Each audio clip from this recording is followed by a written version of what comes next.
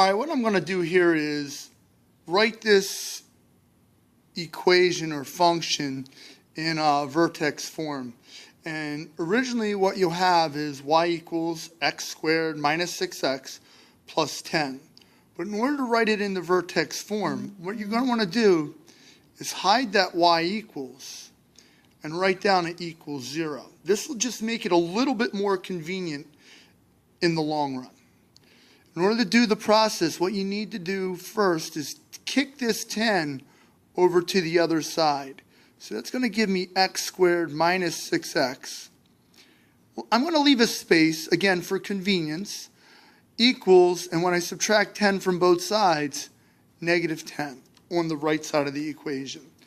Again, I left a little space there just for convenience in the long run. Now, the complete the square process is basically this. You take half of the middle term. So I'm going to take half of that b term, which is going to give me negative 3. And then it says complete the square. So I have this negative 3 here, and complete the square means I square that. Now, negative 3 squared, or 3 squared, is going to give me a 9 up here. When I add 9 up here, well, that means I have to add 9 over there on the right side of the equation as well. Now, this happens pretty quickly. I have my binomial, x minus 3 squared, because x minus 3, the quantity squared, equals x squared minus 6x plus 9. And that's going to equal whatever 9 minus 10 is. And that's negative 1. I'm almost done.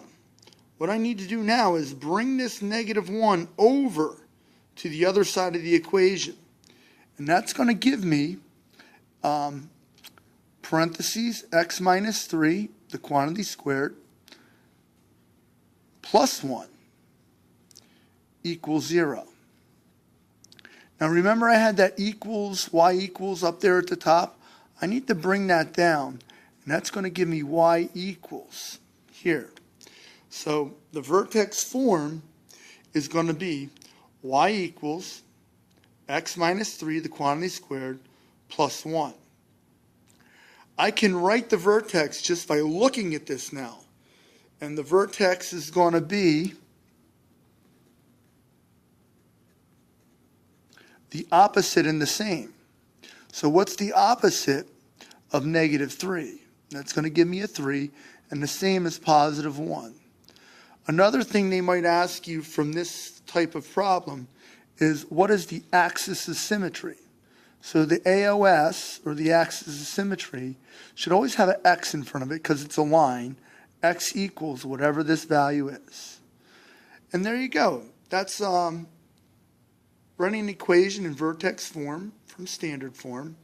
And it's only easy because there's no leading coefficient in front of the x, and the b term is even.